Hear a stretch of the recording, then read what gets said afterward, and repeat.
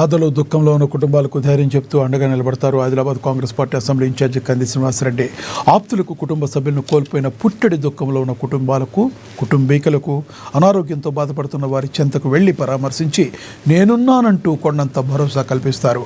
ఆదిలాబాద్ పట్టణంలోని ప్రైవేట్ హాస్పిటల్లో అనారోగ్యంతో చికిత్స పొందుతున్న ఆదిలాబాద్ రూరల్ మండలం చాందా టీ గ్రామానికి చెందిన బొజ్జ వెంకటేష్ను గుండె జబ్బుతో బాధపడుతుంది. పట్టణంలోని దస్నాపూర్ కాలనీకి చెందిన ప్రజ్ఞా కుమార్ను ఆయన నివాసానికి వెళ్లి పరామర్శించారు. కుటుంబ సభ్యులకు ధైర్యం చెప్పి త్వరలో కోలుకోవాలని ఆకాంక్షించారు. ఆయన కంది శ్రీనివాసరెడ్డి వెంట కొండ గంగాధర్, బండారి సతీష్, సంజయ్, సాహెబ్ రావు, మనీష్ శంకర్, తుమ్మల చందు తదితరులు ఉన్నారు.